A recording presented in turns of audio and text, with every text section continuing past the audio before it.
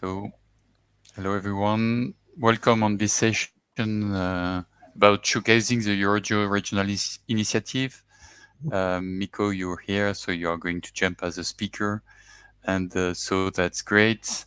I hope that Jean can join rapidly, and that's my pleasure to welcome you on this session. The idea of this session is really to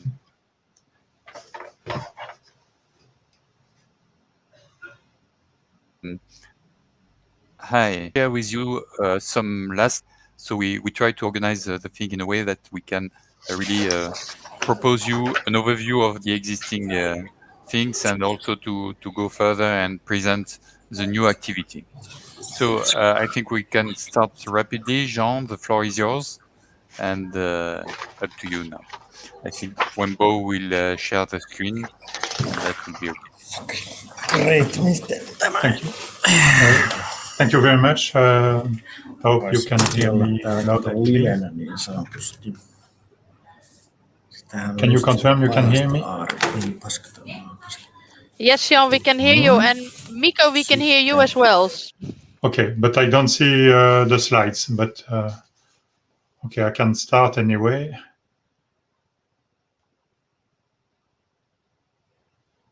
Okay, it doesn't matter. I have the slides in front of me. Good that I'll print them. So I don't know if do you see all the slides, or am I the only one that don't see them? No, we don't see them. We don't see the slide.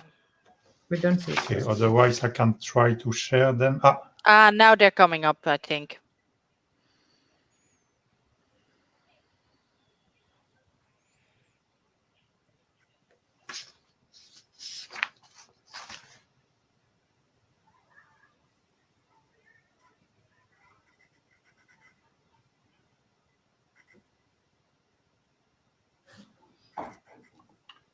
Great. So next slide, please.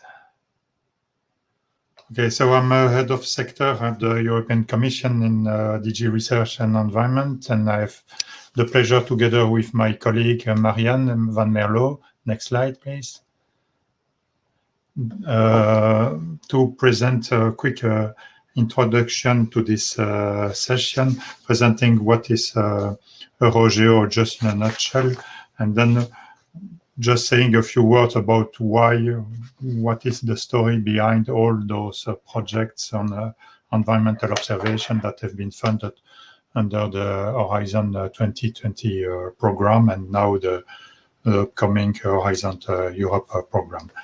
Next slide, please. Again, next slide.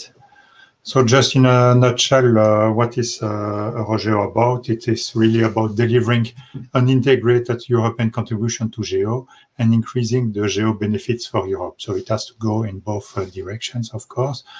Our initiative is acting as an incubator to produce and test Earth observation service and applications in cooperation. And I will come back to that specific word in a minute.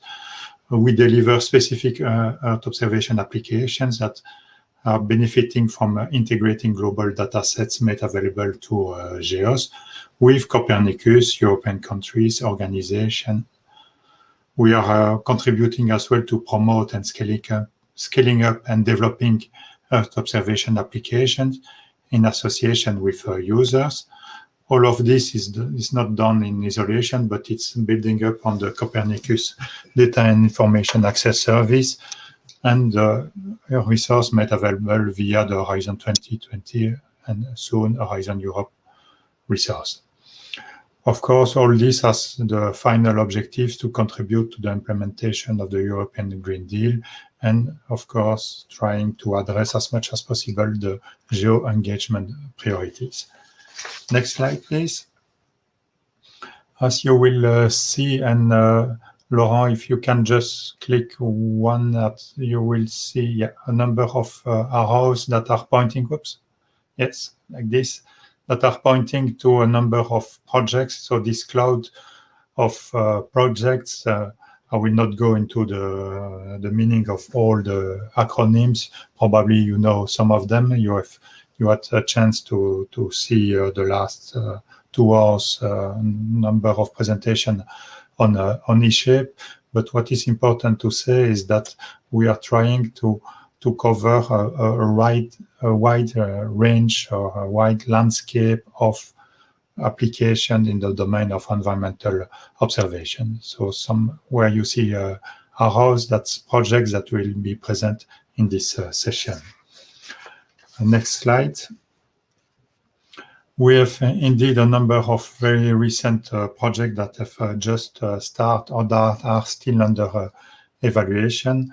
Last year, we issued a Green Deal call topic on enabling citizens to act on climate change for sustainable development and environmental protection through education, citizen science, observation initiative, and civic engagement. And I think that one of the last projects that will be presented in this session by Leven is on Camp Air, and that will be one of the examples of the projects that have been funded under that topic.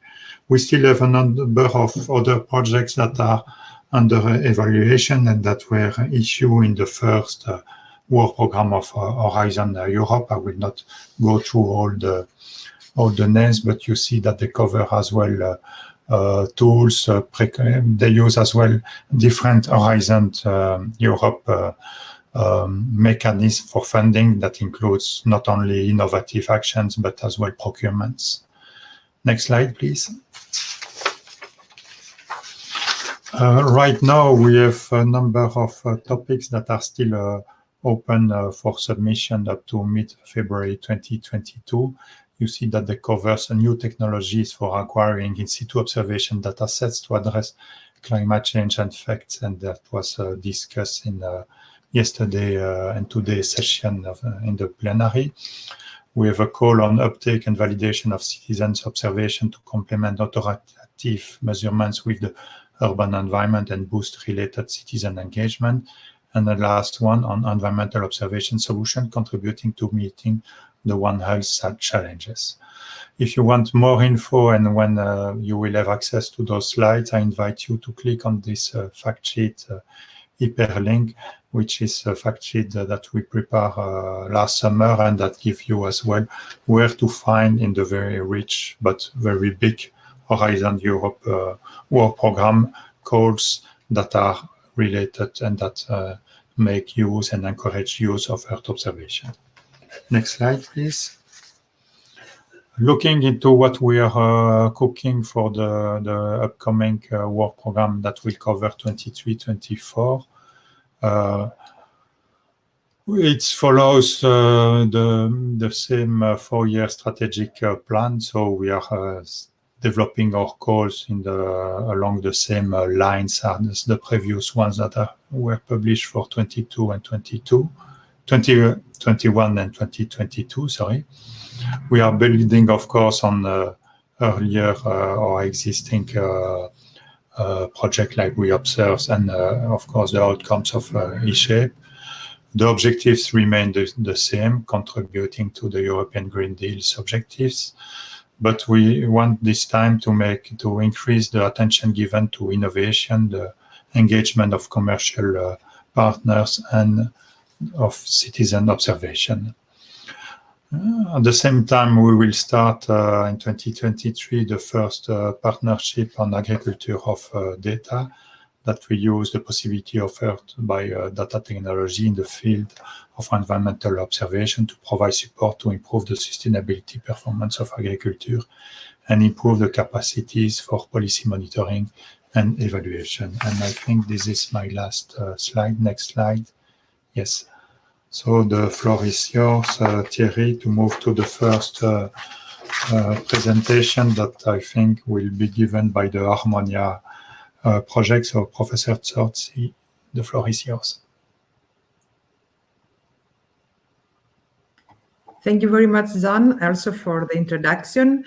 Yes, actually, I'm associate professor of Politecnico di Milano, and I'm the coordinator of Harmonia project. As you can see here, in my previous career, I have run several.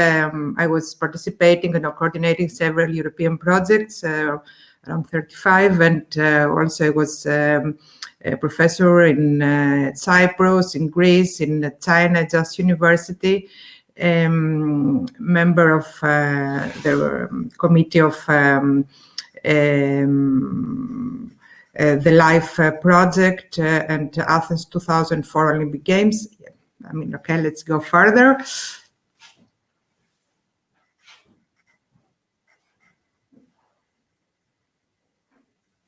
I think it's not full screen now, my presentation. I don't know what happened before it was.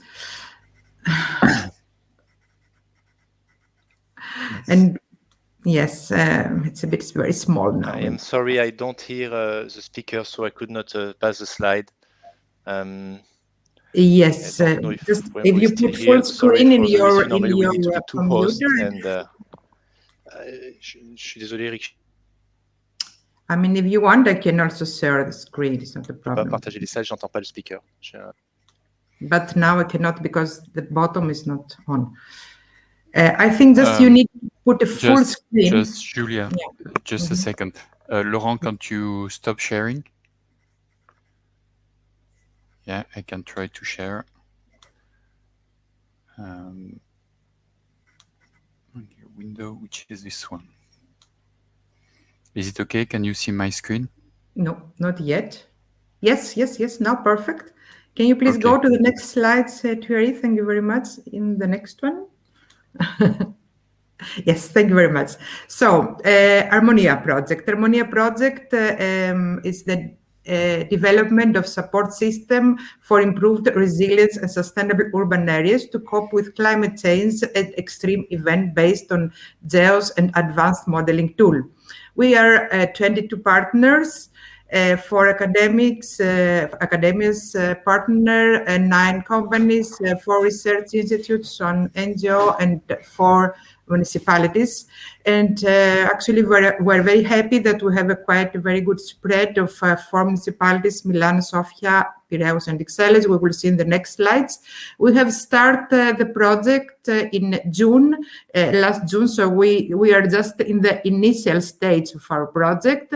Here are all our partners, the 22 partners. As you can see, Politecnico di Milano is a coordinator. Next slide, please.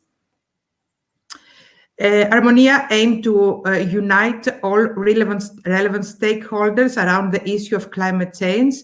The Harmonia platform will be user-friendly and allow stakeholders not only to understand, but also to visualize the impact of climate change across different environments. This will enhance cities' abilities to withstand specific predictions such as floods or dust storms and protect their residents and assets. Next slide, please.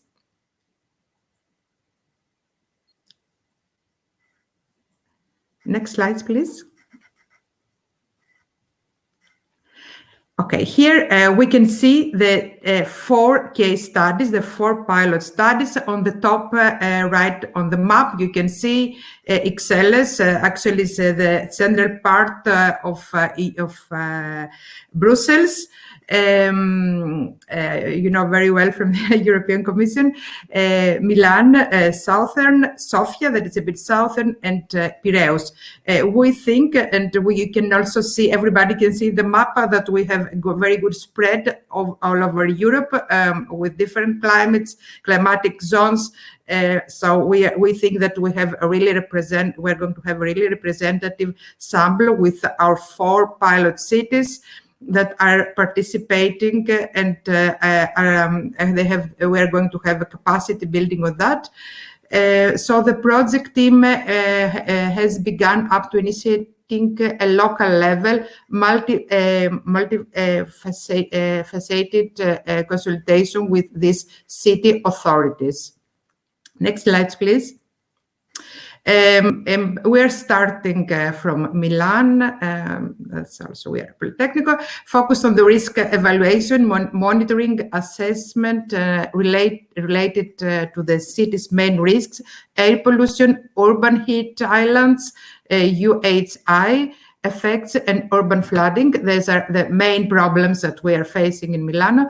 It will be concluded through a validation of Harmonia application for urban risks quantification, a study of impact of identified hazard on Milan urban environment will be conducted specifically regarding to analysis land use, land covered sensing and land browse, risk evaluation through establishment of health index and monitoring of air pollution impact. We have also partner that is on health, actually, hospital that is one of the biggest hospital in Milano, Humanitas, absorption index delivered by existing green spaces and net pollution data extraction, UHI effect monitoring, risk and urban flooding analysis and model implementation. Next slide, please.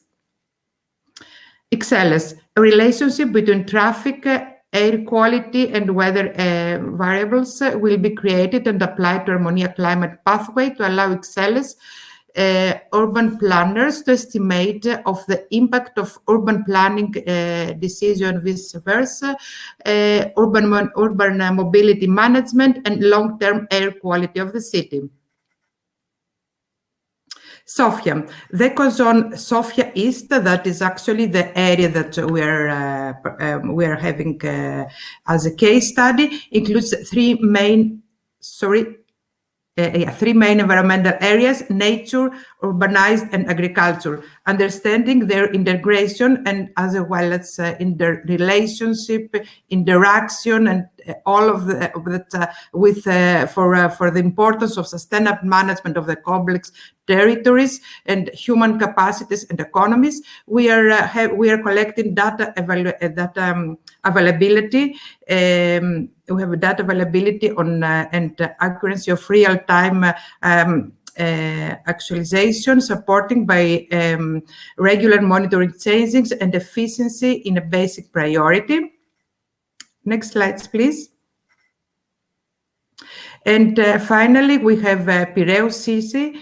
So the activities are, we have assessment of the realization of investment projects of the municipality programs and action plan, citizens on a city owner. We are going to introduce space technology and use of top existing regional, national, and other European projects that are already running in Piraeus, matrix of functional interaction. We are going to discuss and approve resilience criteria and indicators general for a project at local of the specific pilot area and in collaboration with other Harmonian partners. Next slide, please. And this is actually the final slides. We are planning and we are ambitious to have the integrated resilience assessment platform at the end of project that is aimed to support the stakeholders for modeling a range of planning options against a number of climate change scenarios.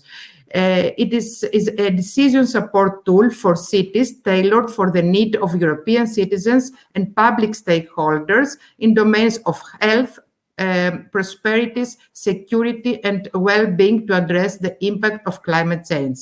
We'll address multi-hazard risk factors and streamline the process of preparing for responding to climate change-related events. Sustainable urban development and the health of human and ecosystem are our top priorities. Leverage existing tools and services and innovative technologies to deliver the services of GEOS. Next slides, please. And this is actually our website that is already running, and all our social media that are already on. You can visit and you can also like us. Thank you very much.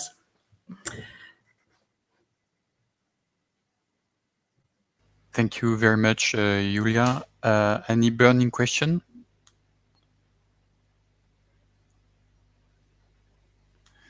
If not, we can go to our next speaker. And that will be Dimitris Bliziotis, which is a researcher at ESANS group of the Institute of Communication and Computer Science Systems. So, Dimitris, the floor is yours.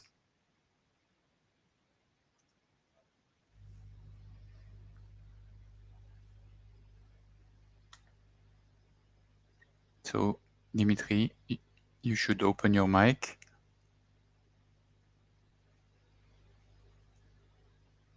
Here you are, yes. Can you speak? We don't hear you for the moment.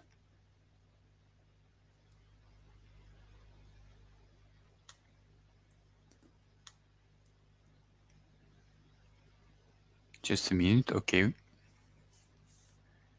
I think you have an issue with your micro.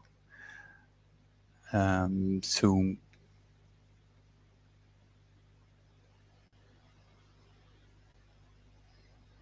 yes. Hello, can you hear me now? Yes, perfect. Okay, I had to Good, restart. you are back. So the floor is yours. Perfect, thank you. Good evening, everyone. Sorry for the inconvenience. I had some network browser issues.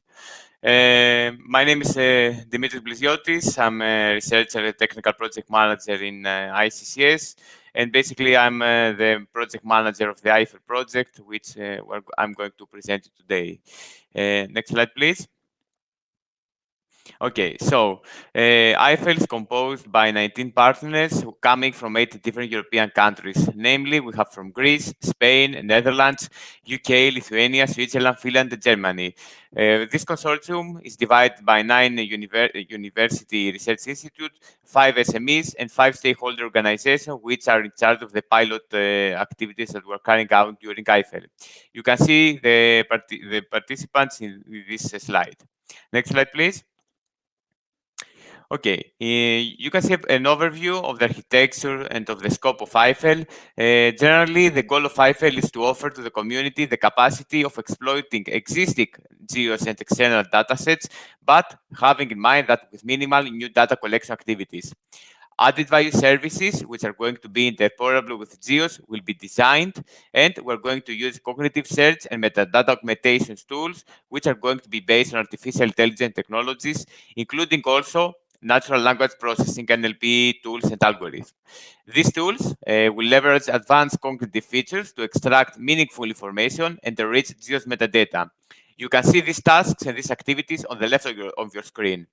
On the other hand, novel methodologies which are going to use and exploit super resolution data fusion techniques in the Earth observation domain, they're going to be developed and used in order to augment the spatiotemporal resolution of Earth observation data, but also of geospatial information in general.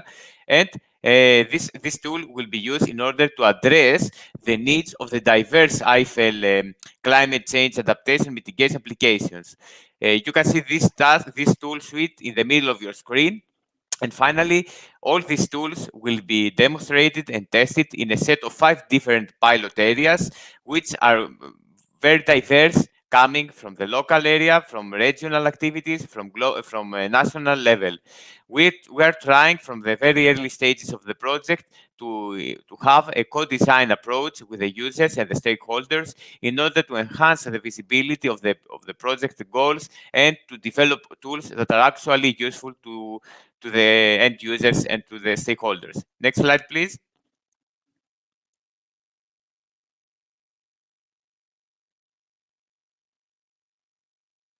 Okay, so if we're going to have an overview of the high-level objectives of Eiffel, the first objective is to exploit the already available GEOS datasets in order to showcase them on actual climate change adaptation mitigation applications. We're going to develop explainable AI techniques in order to augment the GEOS capabilities and extract in parallel tangible indicators for different climate change impacts.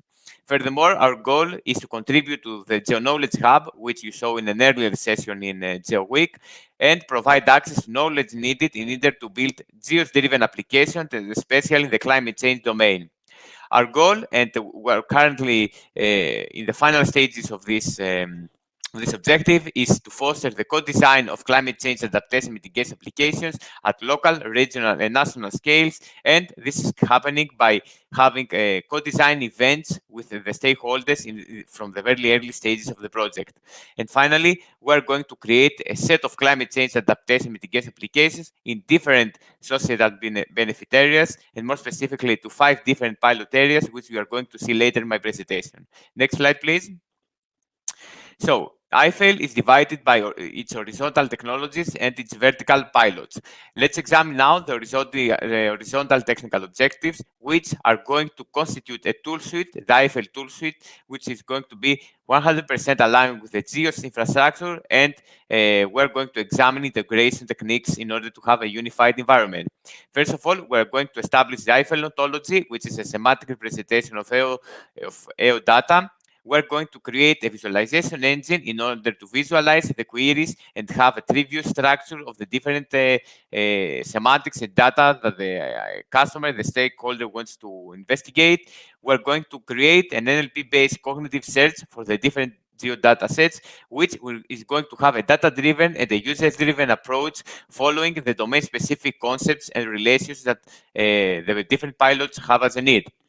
Furthermore, we're going to augment GEOS metadata. We're going to add some missing keywords, external links. We're going to provide analytics on the sites so the stakeholders can have a more complete view of the data they download, of their quality, of some extra information, some interdisciplinary things between the different projects, etc. The other tool suite from which is related to the Earth observation data, we're going to develop stochastic methods in order to augment the temporal resolution and also enhance the quality of the climate change datasets. And finally, we're developing spatial algorithm for super resolution and enhance the spatial resolution of Sentinel-2 data, Sentinel-3 also from the Sentinel-3 sensor. And finally, the ultimate goal is to provide methodologies to data fuse Earth information from Earth observation data from Sentinel-2, Sentinel-3, and Sentinel-5 with in situ information from the pilots. Next slide, please. So we have a strong alignment with EuroGEO from the beginning from the project. First of all, we try to engage from the very first stages with the stakeholder. They have an active participation in the application, and that's why we are implementing a co-design approach in different stages. First of all, for the user requirements, for the collection of the user requirements, for the business scenarios, for the use case definition, and finally, for the adaptation of the tools according to their needs. We're going to support and use products of other EuroGEO initiatives like the eSafe that you were presented earlier in the week today, and we're going to have a liaison with the EuroGEO action groups, and our projects is strongly related to diverse areas with strong climate change problems, and these pilots are going to benefit from our tools and also from the different other horizontal and vertical technologies that are developed in IFEL. Next slide, please. So let's examine now quickly the applications and the pilots that we're going to develop. For the first pilot, the domain is the water and land use management. A decision support system will be developed in order to assess the impact of different and potential measures, focusing mainly on the water management, land use, and soil carbon changes. This is a regional and cross-border scale application. The river that we're going to examine and monitor is the AA River in the borders of Netherlands and Belgium, and the North Brabant province is the main pilot stakeholder in this pilot. Next slide, please. The second pilot is in national scale in Lithuania. The stakeholder is the National Paying Authority. We are supporting the sustainable agriculture. So we're going to develop a monitor system in order to monitor the crop carbon and enhance the productivity in order to support sustainable agriculture. Next slide, please. Pilot 3 is in a regional scale and especially in Spain, and the user is the Balearic Islands Ports Authority. In this pilot belongs to the domain of transport management, and we're going to monitor the port activity and create a tool in order to assess the climate change impact, correlating the cruise and vessel traffic to the different atmospheric quality indices. Next slide, please. Pilot 4 is again on local and regional scale in Greece, and more specifically, the stakeholders, the Attica Prefecture of Athens. We're going to develop a tool in order to monitor the greenhouse gases and propose some mitigation scenarios. We're going to build some we're going to monitor scenarios that are relevant to building energy efficiency, photovoltaic penetration, and adoption of e-mobility in urban regions, and more specifically in Athens. Next slide, please. And our final pilot is again on national scale about Finland. The main stakeholder is the Finnish Environmental Institute, and the goal is to develop a risk assessment framework and tool in order to monitor droughts and forest fires and pests in Sweden. Next slide, please. Here you can have if you can play the video, please double click on it. Otherwise, I will share my screen if it's not possible. This is a YouTube video. It is a 1 minute video which we present. Let me share my screen to demonstrate you. Give me 1 minute. Yeah, sorry, it's not working. No problem. Can you see my screen? I think yes. Okay. No. No, we cannot see your screen, actually. You can't see my screen? No. Still. Laurent, maybe you can do something for that. Give me 1 minute. Can you see now my screen? Yes. Yes. Perfect. I'm playing It's the video. okay.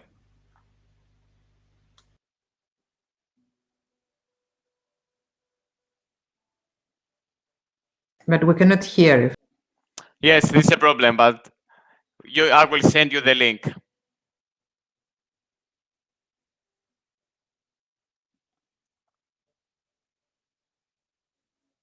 So you can comment if you wish.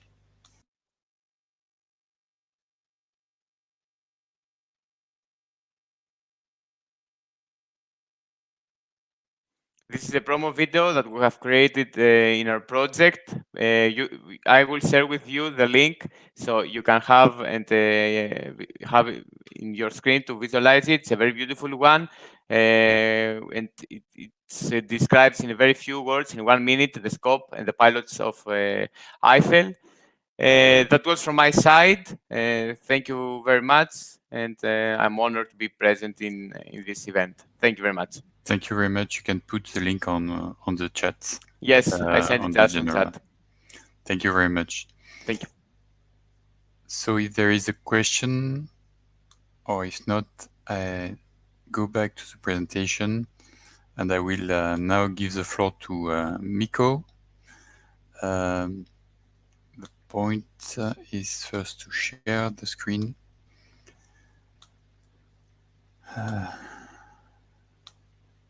Yes, Miko, I know that you are walking, but if you wish to take the floor and start your presentation, can you do it?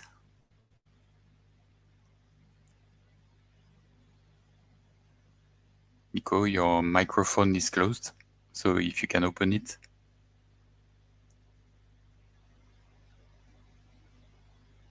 Can you hear me?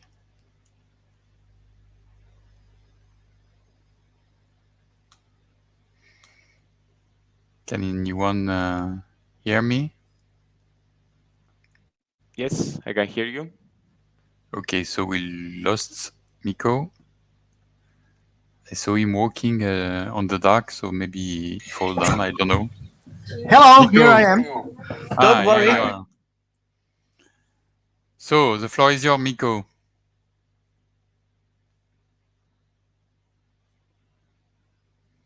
We can hear you. You lost your connection. Okay, so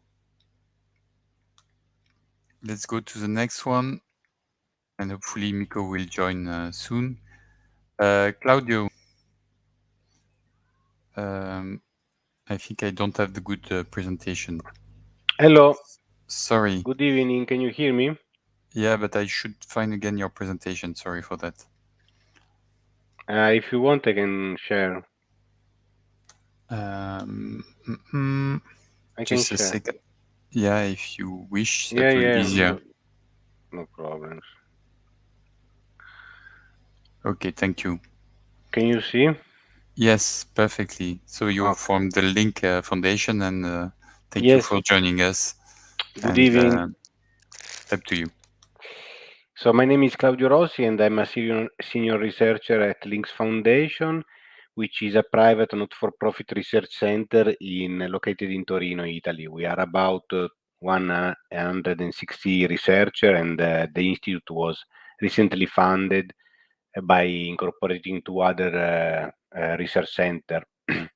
So my background, I hold a PhD in ICT, telecommunication, and then I worked a little bit in the industry in FCA, car manufacturing, and then in a private company, a public company, sorry, as an ICT engineer.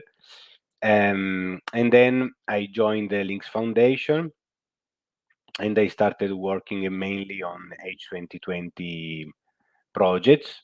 I was the project manager and technical lead of iReact, which was about disaster risk reduction and the use of advanced cyber technologies across the entire emergency management cycle.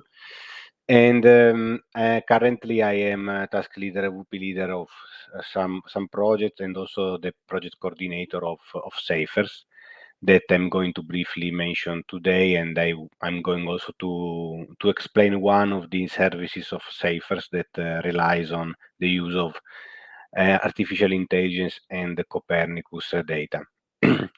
I also contributed to the global assessment report into the UNDRR report in 2019, and in 2020 to the Science for Disaster Risk Management by the DRMKC that was out last year.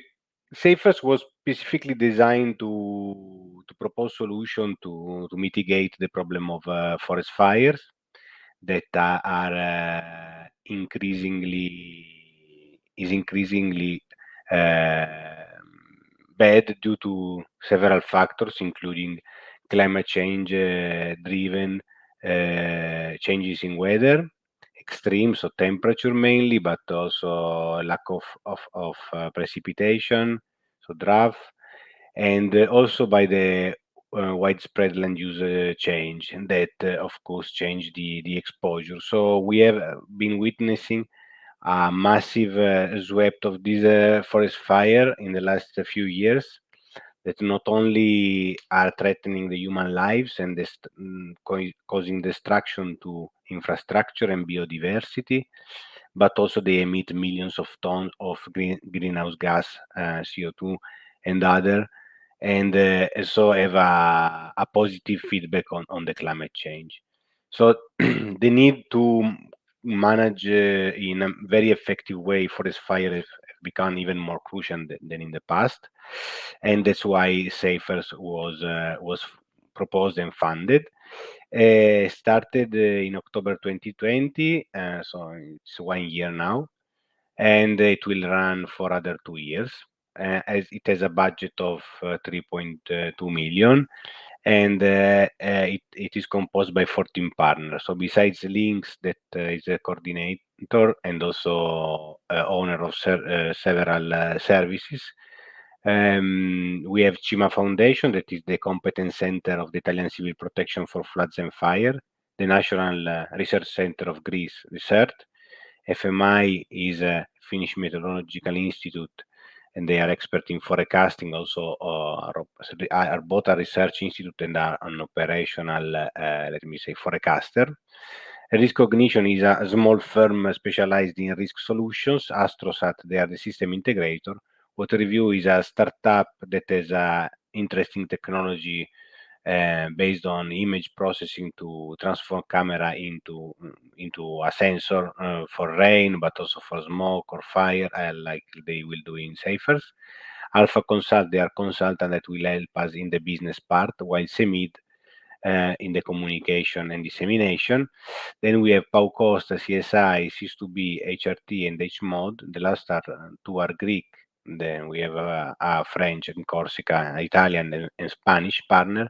They will all be responsible for the pilots that we will run in those countries. So Spain, Italy, Corsica, and Greece, where also the Ministry of Defense is involved. In one slide, Safers will use AI and data to produce actionable information. And it is based on an open platform that will be distributed at the end as also as an open source solution. And then several added value services that will create risk map, early warnings, fire delineation and propagation once the event is detected, and then burned area delineation and habitat recovery maps and impact assessment. So today I'm gonna focus on the burned area, which is one of these services. But before doing that, I want also to mention that Safers will also include a data pipeline to extract useful information from social media, and this is a challenging task because social media are full of irrelevant information and also fake news, etc. So we have a very complex pipeline that is able to extract data and detect event and compute also the impact, starting only from social media data.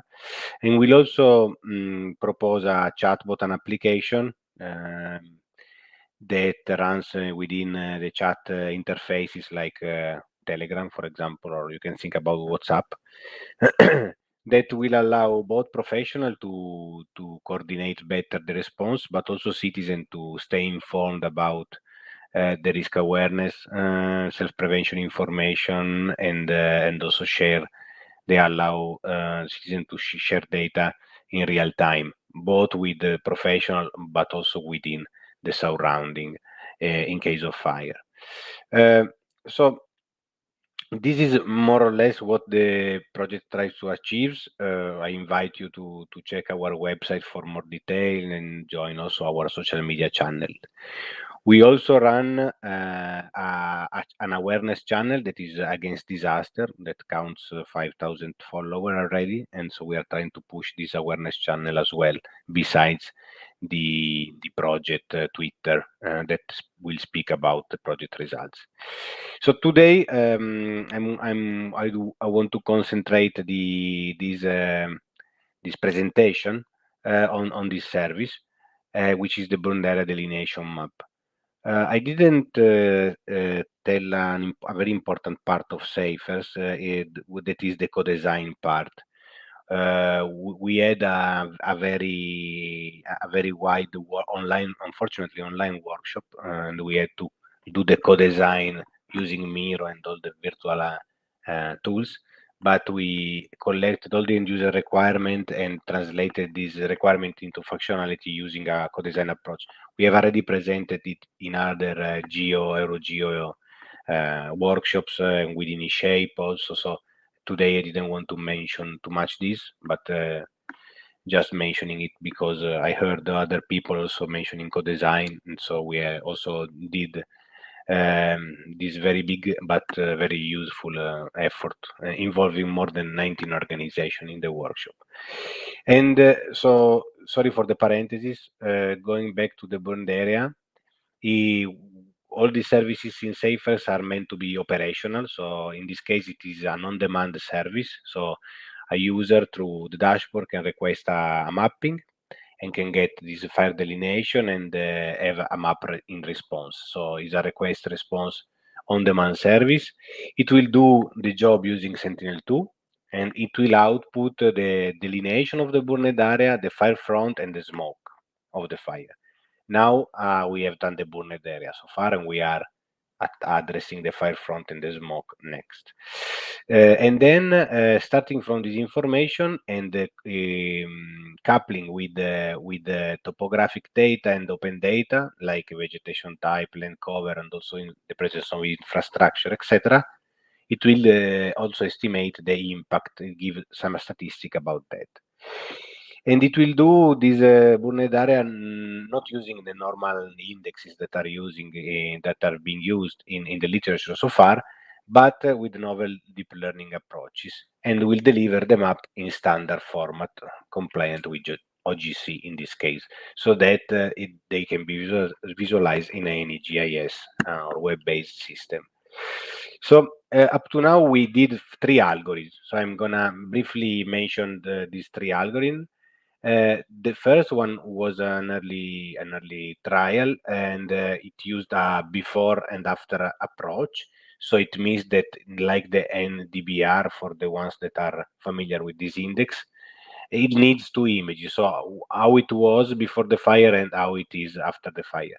And and with this, we published a paper also on this technique. We used a self-organizing map, which is a neural network, and we obtained an average F score of 0.7. So here we used as a ground truth the delineation from Copernicus Emergency Management System. In all the algorithm we did like this. So we also checked EFIS, but the EFIS delineations are very rough, are not very accurate. So they are loose ground truth, and so we couldn't use it to effectively train. But the manual map done by Copernicus EMS are at least good. Not perfect, again, because of several problems, but we successfully used and validate against this kind of map to compute these accuracies. The next approach was to change this SOM using a convolutional neural network, a deep convolutional neural network, and we used the UNet, which is a quite common and quite popular architecture that has been proposed firstly for segmenting biological cells. And so in this case, we increased, as you can see, the average F score from 0.7 to 0.8. And we also had a paper at IceCram last year that was nominated as a second best student paper. And the last approach was to try to devise not only a binary map, burned or not burned, but also give a severity of this burned area. And again, in here we used Copernicus EMS classification to train, and we used a double step approach based on 2 chained units. The first one tries to delineate the binary, to do the first task, and then the other one from the binary map tries to let me say segment all the severity that are these classification that we took also from Copernicus EMS. So this will then can be used effectively to do the last step, which will be translate this into an impact measure that can be also quantified in terms of euro or dollar or and interlink with this with the topographic data to do this. Last, I want to mention that not only we want to do some models and show some results. We really aim, because Service is an innovation action, to deliver a service. So this is a graph that depicts how, from the initial request or from the user, that can be realized within a dashboard, we take this request, and with an orchestrator we go through a service. In this case, we use Sentinel Lab to fetch the raw data. Then we call the operationalized deep learning model to get delineation. With this delineation, we extract data from OpenStreetMap and the land monitoring services, and we'll compute the affected elements and do the impact quantification. All this information, maps and impact quantification, are stored in a repository that is interoperable with other repository also within GEO, because it's built with open source solutions. And this data will then be integrated in and served through a map server to the dashboard that initially performed the request. So this is all the chain, the flow, information flow that we are now setting up deliver this service not only to within the Cephas platform, but theoretically to any other, let me say, user. And that's it. I hope that was not too technical. Thank you very much, Claudio. We have two questions on the Q&A. So here is the first one. That's about it's Aris Cantoes that asked this question about what's Safer bring in addition to the existing operational project with long-standing action in burning mapping, such as the ones such as EFIS, Copernicus UMS, Safer without a S, the precursor from ESA, etc. Yes, thank you for the answer. In this specific service of the burned area, I know that there is a long-standing research, no, on this topic, but we believe that there is still improvement to be made. So, with respect to EFIS, the burned area in EFIS, they are what the member state declare, and as I said, these are very rough estimation, very rough polygon on the of the burned area. We checked them against the fires, and we figured. So they are only there for making some statistics, but if one wants to really use it for a fine-grained impact estimation, then they are not good enough. A Copernicus EMS is a totally different story because it needs to be activated by an unauthorized user, and there is one authorized user per member state. We want to deploy here an operational service that can be called by any user and not only by authorized user, and use deep learning to do the job, whereas in Copernicus CMS we have mapping agencies that are paid through contracts, and they do this with a not manual but not fully automated approach. And then we want to also use open data to extract the impact, not only the burned area, so the severity first of all, and then the impact from the severity. And I didn't see, at least to the best of my knowledge, any operational service that is able to do that with a good accuracy. So this is where we want to advance the state of the art and bringing something into operation. Thank you, Claudio. And there was a second question, if you can quickly answer on this one, about the false positives and false negatives that don't have the same impact, and how are distributed the error in your maps. So in this moment we are counting the balanced F score. So we don't weight differently, let me say, false positive or false negative. So in this case we had some feedback from users, meaning that we test not in Cephas because yet we are not in the phase where we are validating the outcome of this, but we did some validation in the framework of another project, Shelter, in Galicia, where we validated with them. And of course, what they could say is that the map they look pretty accurate to them, but of course, I mean they couldn't say more than that. So we shown them the maps we produce, and the result was, the feedback was a positive feedback. So in this case, I don't know if there is a suggestion here how to compute whether to give more weight to false positive or false negative, and for which reason. Then I'm open for discussion also offline on this matter. I think Laurent will take contact with you and maybe follow up the discussion. Thank you very much, Claudio. So let's go to our next speaker. Hopefully I can share my screen. So Mikko, are you here now? Yeah, I'm here.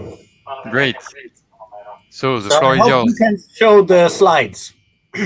I can. The floor is yours. traveling in a train to the Arctic is a perfect situation to present Arctic passion. Great. But I can't see the slides yet, so let's wait for them. So here they are. You have the main one. Yeah. So the main one is the one where. Okay, so you mean the first one with information in it. Okay, I just talk in general. Arctic Passion is a 50 million euro 4-year project with 36 partners who from the beginning of July this year will do great strides in let's say 3 important actions. I think from a geo point of view. There's the action that we want to have co-creation with indigenous organizations. So we have 8 different indigenous organizations around the Arctic. I'll just stop my video that it doesn't hurt transmission. So both in Europe, in the Russian Arctic, in Canadian and Alaskan, so US territories, and all of them, we will engage with the communities to find out how Earth observation information can, on the one hand, come from their experiences and their events that they have noticed, and then also how can they use our products. And products we will do in 8 different pilot services.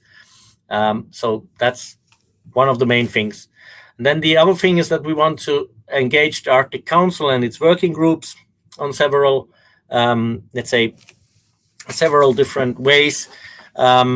We will also do a very important part of this project is that the shared, the Sustaining Arctic Observing Networks initiative of the Arctic Council, that we drive it forward. And there's this ROADS process in it, which means that we make shared Arctic variables. So we are facilitating for different ground-up groups to define shared Arctic variables, which means that we want to find variables that are both meaningful for indigenous people, meaningful for the regionals or local people, and then also for a global network. When we have for example, the essential climate variables from WMO or GCOS, that these, for example, would also be interesting for others. And that's the main idea about shared Arctic variables. So those are interesting. You see the map where we have actions also for in situ measurements and doing those pilot services. For example, permafrost is in many places around the Arctic. And we will, in a one important way, which is attached to the shared Arctic variables, we will also find out what is the value of these Earth observation services that we are developing, so that we would make kind of a good case for putting more efforts into the Pan-Arctic observing system. So the kind of value assessment will be a part of it. And in the process, we will also have a Copernicus window of the Arctic. So all different Copernicus services developing Arctic information, we will have them presented in one service. Please take the next slide, and then I'm almost done, I guess. Because this is, I think, a very nice way that our project is organized, is that we pretty much have 3 different pillars, which have about 2 to 4 work packages in them.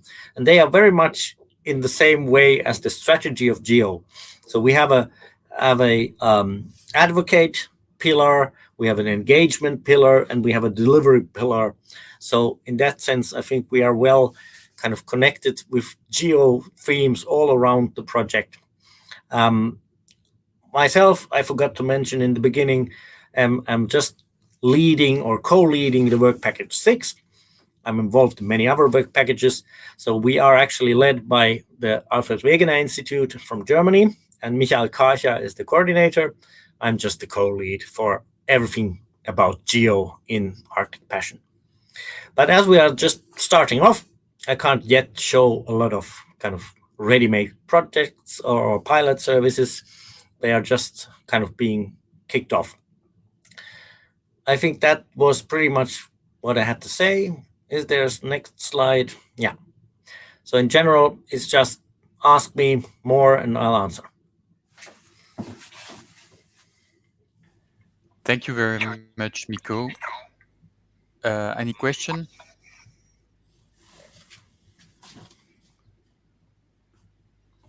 If not, feel free to contact Calibration for more details. And hopefully, I think we will see more about this project in the coming year. I think so. Exactly. Thanks. We will have Arctic or kind of cold region kind of sessions in the coming geo weeks, but at this point, we didn't have yet enough stuff to do a session on our own. So, Great. Thank you very much. Thank you very much, Miko. Bye-bye. So we are going to our last speaker. Let me check if I can go faster. And it's compare with a presentation given by Lieven Ray. Sorry. Yeah, okay. Fine. So Good evening. the floor is yours, Lieven. Thank you. Good evening, everyone. So first of all, a few words about Compare. The project has started very recently, less than 2 weeks ago. So what I will present is very fresh and also the first time to an external audience.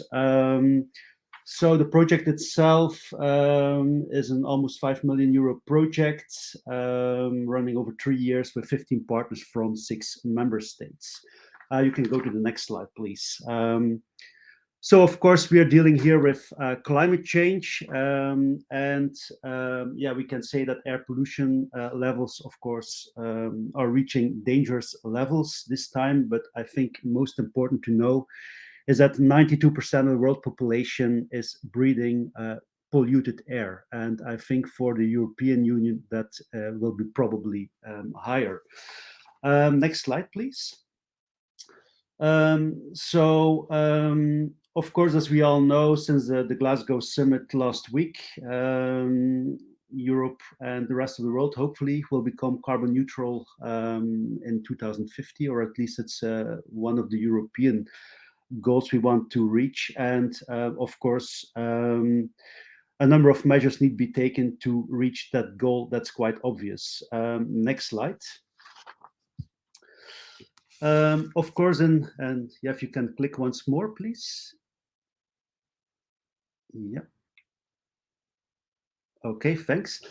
So, of course, to reach those goals, it's not only responsibility of government and science, but also of ourselves, every single person, but also organization, if it is an organization, company, or whatever. And this is, of course, where the Compare project is about.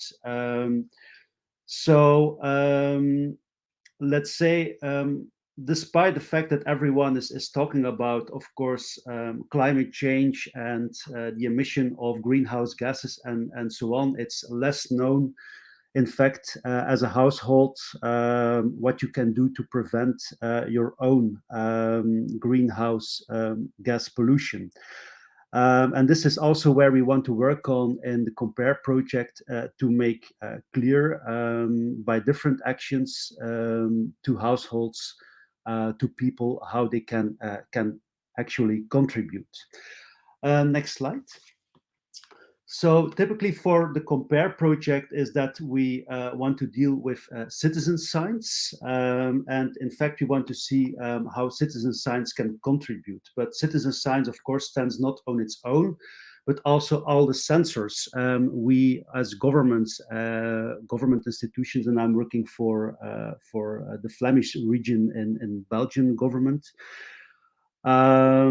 We have installed high-end sensors in Flanders, what you can see here on the picture, but they're not telling the whole picture in a way that they provide us an overall view of the situation in our region, but on a macro scale or macro scale. And citizen science can just play a role to provide also measurements on a more micro scale if we do that right. So we see, in fact, this kind of data as a kind of supplementary data. So, in fact, we want to merge citizen science data with official, more high quality, high-end data in this project. And we want to find out how we can do that and how we can use this for policy making perspectives and answering policy questions at the end. Next slide, please. So one example I'd like to show here is of a citizen science project is what has run 2 years ago in the whole of Flanders. And what you see here is a map of our biggest city, Antwerp, where people started measuring air quality for a certain period of time. There was, by the way, a huge media attention to that initiative, and we can also say that it was just before the local elections that the results of this huge citizen science project, more than 20,000 sensors, in fact, were installed or in the whole Flanders, and it played a role in the discussions just before the local elections. So this is one example of a citizen science project. It was not done by electronic sensors, so by, let's say, more easy to install sensors, but it made a real difference in a way. Next slide. There are also, of course, electronic sensors we want to use in our neighborhoods, and what you see on the next slide. So next slide, please, is one of the examples. Can you move to the next slide? No, something went wrong, probably.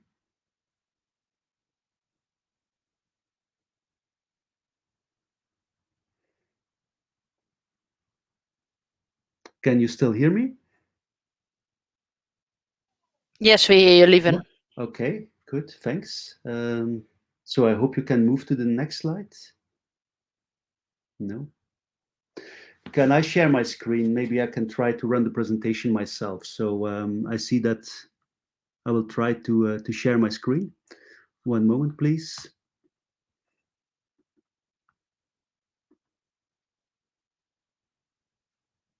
Yeah, can you see my screen?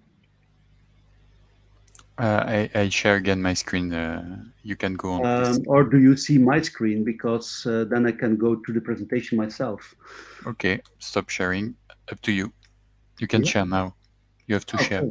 Okay, fine. I will try again.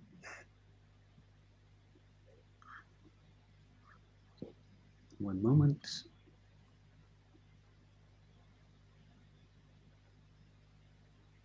Yeah, can you see my screen? Yes. Okay, perfect. So other type of sensor, a rather low-cost sensor, is the one Planet one from IMEC, and so this kind of sensor is ideal to install in neighborhoods. And you see what it can measure, like nitrogen, humidity, LTM, and so on. And this is one way of measuring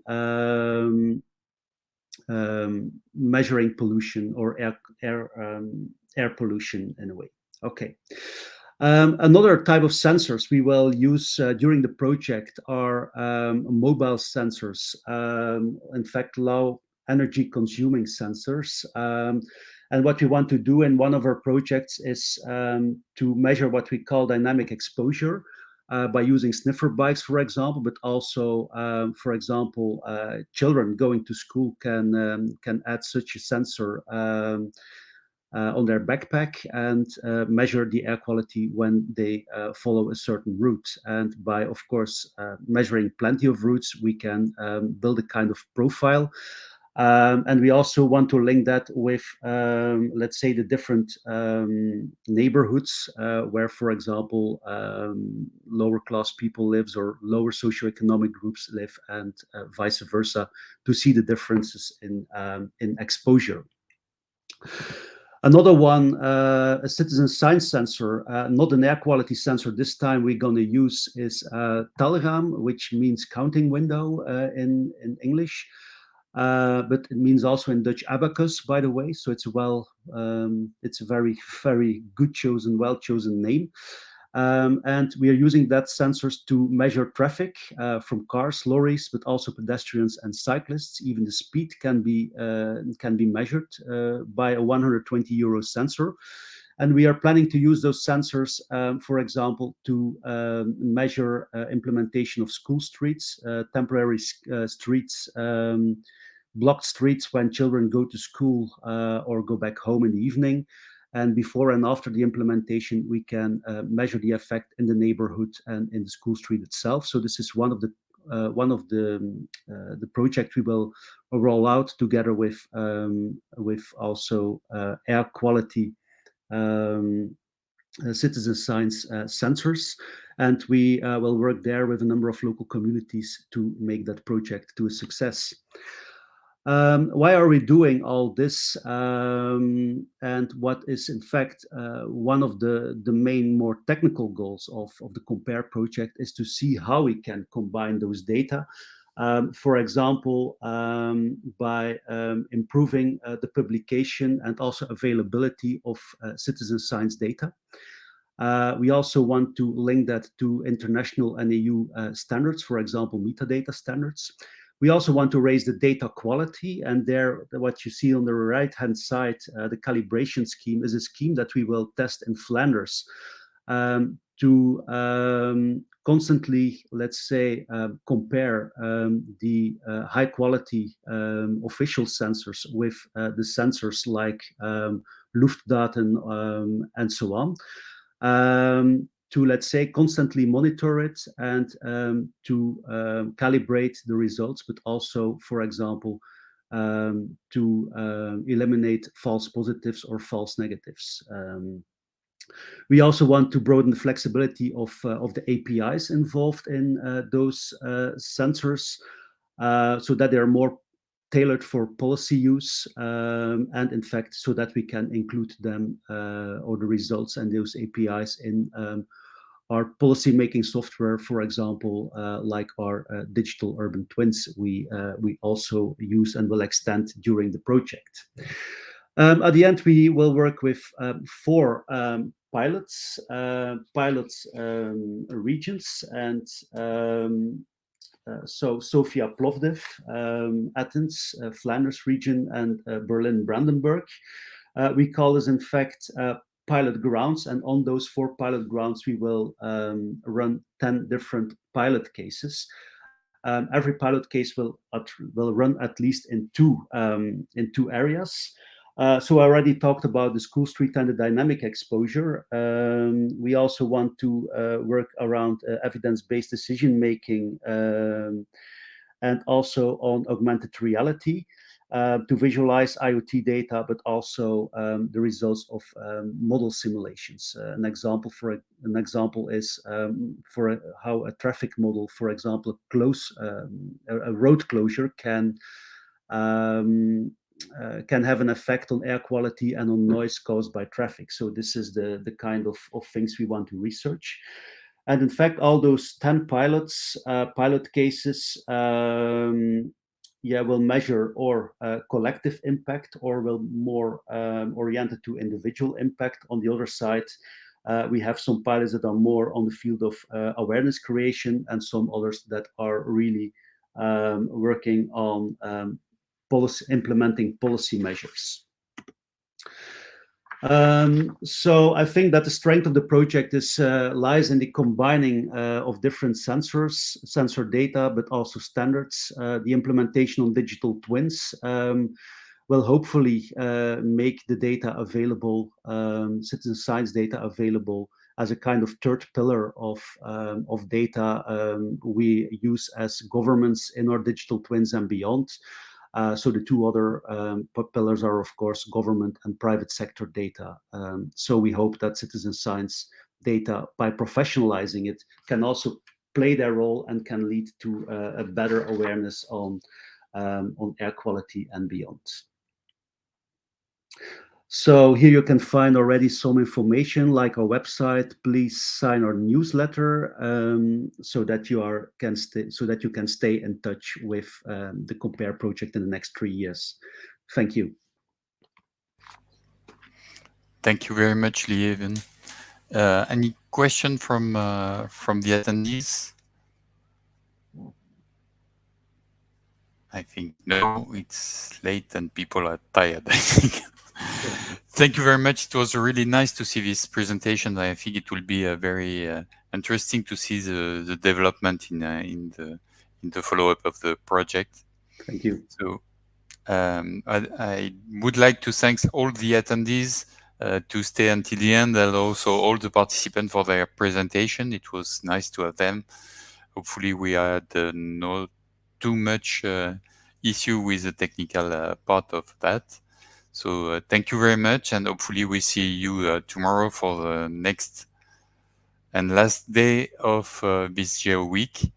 And so Marianne, hopefully we will see you again in some time, at least for the next Geo week. Let's see, not gone yet.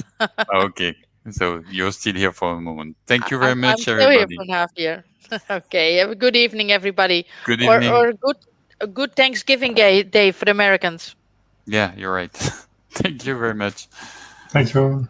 Thank you. Bye bye. Bye bye. Thanks. Bye. Thanks, Laurent, for